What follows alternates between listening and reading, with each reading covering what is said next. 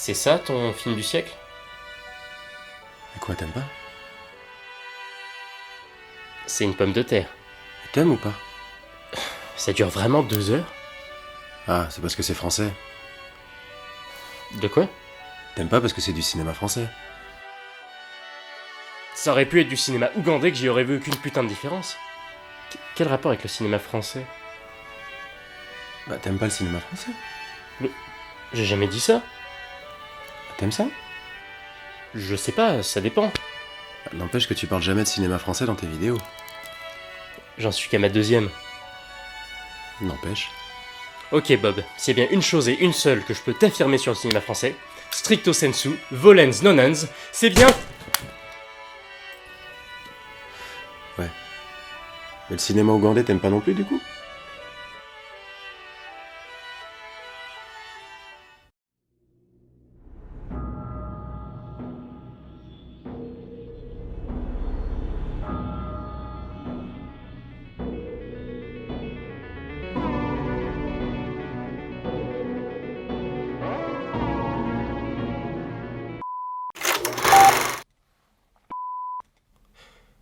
Bonjour à tous et bienvenue dans Va des Rétro. Nous allons aujourd'hui parler d'un film français. Alors, dans le cinéma français, il y a des choses que j'aime beaucoup comme des choses que... que j'aime un peu moins. Commençons par celle-là. S'il y a un style de cinéma sur lequel je suis très sélectif, c'est le cinéma français purement naturaliste. Voilà. Bon, ok, je développe. Quand le cinéma est naturaliste, c'est quand les films choisissent de mimer la réalité sans aucun artifice.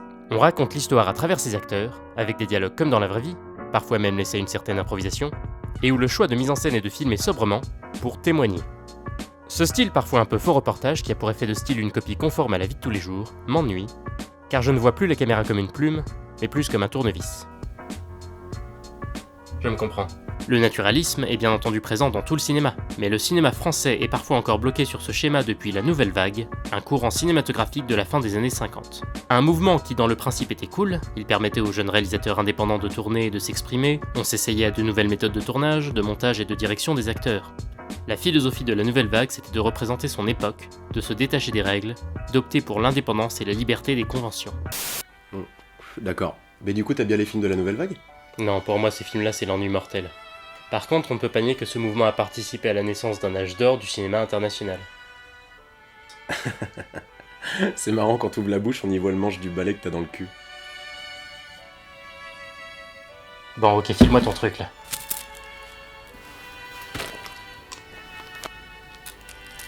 C'est pourtant vrai, la Nouvelle Vague a dépoussiéré le cinéma américain par exemple, qui s'est détaché des schémas classiques dans lesquels il était figé jusque dans les années 60. C'est ce mouvement qui a participé au chef-d'œuvre du nouvel Hollywood. Sans la Nouvelle Vague, on n'aurait pas eu des films comme Bonnie and Clyde, Five Easy Pieces, Diamant sur canapé, MASH, ou même Taxi Driver. Donc en fait, les films qui t'ennuient sont à l'origine des films qui te passionnent. Ouais. Ça a l'air un petit peu con dit comme ça, non? Non, non. Pas qu'un petit peu. Mais mes jérémiades n'iront pas plus loin, car si je suis là, c'est surtout pour vous faire partager ma passion du cinéma. Or, ce que j'aime au cinéma, c'est quand un film offre une réalité qui lui est propre. Quand un film nous parle avec son propre langage, c'est-à-dire pas seulement les dialogues, mais aussi l'image, dans ce qu'elle choisit de montrer, dans ce qu'elle choisit de cacher, dans le cadre, la lumière, l'ombre, le son, le silence. Même un simple et judicieux emplacement de la caméra peut suffire à donner du sens. Et le cinéma français regorge de superbes idées. Certains réalisateurs nous offrent des films très riches visuellement. On a Mathieu Kassovitz, Jean-Pierre Jeunet, Yann Kounen, Gaspard Noé. Ok, Gaspard Noé, je suis pas fan, mais on ne peut pas nier qu'il a de l'idée.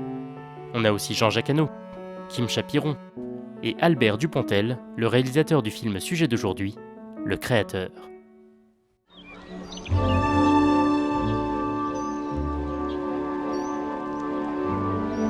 Le Créateur est un film tragicomique sorti le 16 juin 1999 en France, et réalisé par Albert Dupontel donc, réalisateur, acteur, scénariste et humoriste français, qui a démarré sa carrière cinématographique avec le cultissime Bernie, un drame comique à l'humour noir provocateur, un film aussi impitoyable qu'un retourné de pelle sur la sagesse, mais qui fourmille de superbes idées de mise en scène et visuelle. Perso, j'ai découvert Dupontel avec le très touchant Enfermé dehors, film dans lequel un SDF trouve un uniforme de police et retourne la ville à la recherche d'un enfant kidnappé. Je vous conseille également son dernier film en date, Au revoir là-haut, conte de guerre poétique à la fois sombre et bariolé, empreint d'une beauté profonde et magistrale. J'invite vraiment ceux qui ne connaissent pas Dupontel à se pencher sur son travail. Il offre à travers ses films de vraies petites leçons de cinéma. Au casting du film, une troupe très fidèle à l'acteur-réalisateur, à savoir Michel Viermoz, avec qui il a aussi fait Les Sales Histoires, d'excellents sketchs à l'humour bien corrosif qui passaient sur Canal+, mais aussi Claude Perron, Nicolas Marié, Philippe Huchon, Patrick Ligarde, Dominique Bettenfield, des acteurs de talent que je vous conseille surtout dans... les autres films de Dupontel. Comme quoi il y a des équipes auxquelles on s'attache et qui nous le rendent bien. Notez aussi la participation de Terry Jones dans le rôle de Dieu, acteur mais aussi réalisateur de la série de films incontournables des Monty Pythons comme le génial Sacré Graal, comédie parodique hilarante de la légende arthurienne, co-réalisée par Terry Gilliam. D'ailleurs, Terry Gilliam et Terry Jones apparaissent tous les deux dans Enfermé dehors. Parce que tu vois, quitte à avoir des caméos, autant en profiter pour leur faire jouer des trucs marrants. Enfin, t'en penses quoi? Eh bien, nous avons fait des progrès spectaculaires, écuméniques. Dramatico. Mais tous les trésors ne sont pas d'or et d'argent, Moussaillon. Le film raconte l'histoire de Darius, auteur de théâtre à succès, mais aussi alcoolique dépressif, qui finit en centre de désintoxication après le succès de sa dernière pièce. Il est noyé par son succès. De retour à Paris 6 mois plus tard, il découvre les annonces de sa nouvelle pièce placardée dans tout Paris. Une pièce dont il a signé le contrat, mais qu'il a complètement oublié d'écrire.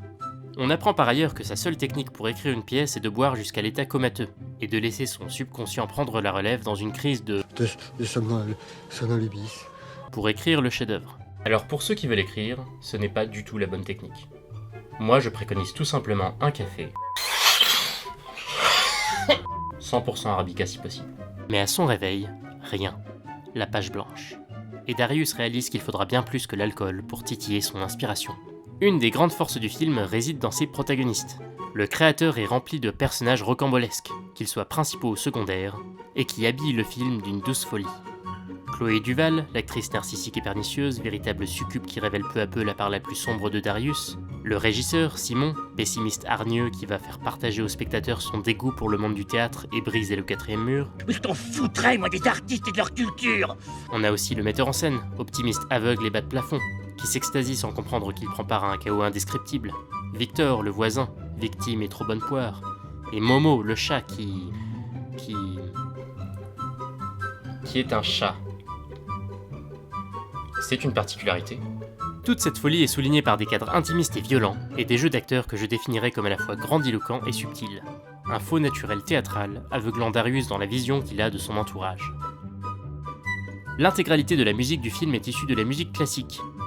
Mozart, Moussorgsky, Debussy. Les scènes de tension et de drame sont orchestrées par les corps et les chœurs qui soulignent la détresse d'un homme qui envisage sa vie comme un drame d'opéra ou une tragédie grecque.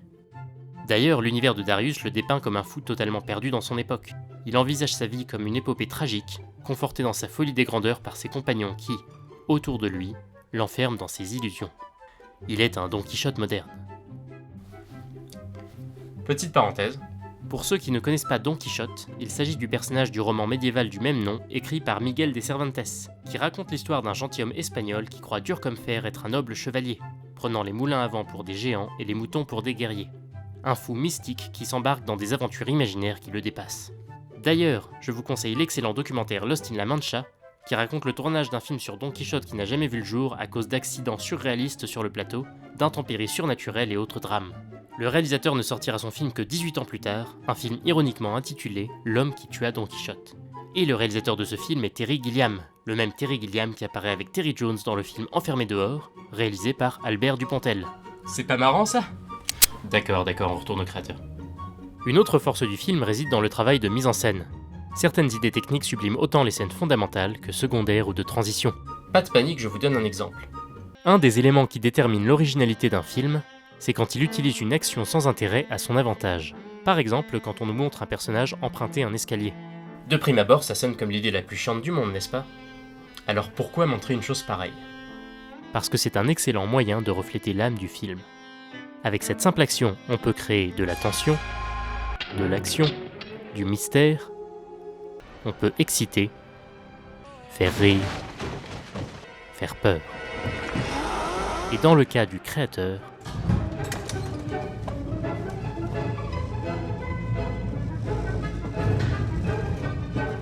on ne voit pas seulement quelqu'un qui monte un escalier, on voit aussi un personnage dépassé par les événements, qui peine à suivre la caméra, donc le regard de son public. Ou alors ils ont juste oublié la caméra dans l'ascenseur. Ça m'arrive tout le temps.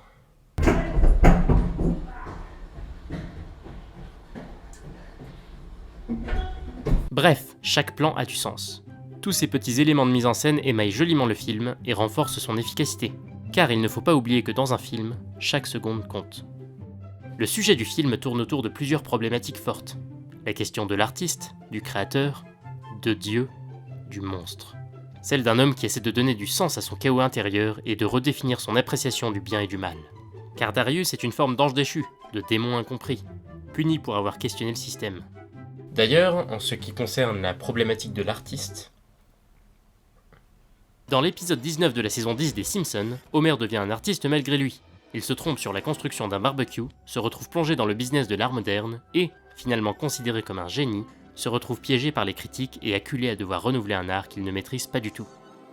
Il ne faut pas oublier que, sous un aspect burlesque et comique, Dupontel nous offre une tragédie à voir et à entendre. Car le créateur n'est pas une comédie. C'est un drame, illustré par des scènes de farce. Ouh, la farce. Voilà.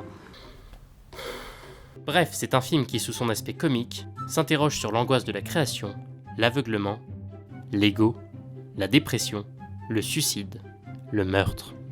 Que des choses joyeuses! Mais la grande interrogation du film, c'est de savoir si Darius, en marge de son combat pour la notoriété, le succès, autrement dit l'immortalité, est un véritable artiste. Le créateur est un film qui ne fait pas de cadeaux, mais qui vous invite à être empreint d'empathie pour les damnés. C'est un petit ovni qu'il faut se risquer à rencontrer, et qui, à défaut de chercher à vous plaire, saura vous surprendre. Bonne soirée, et bonne séance.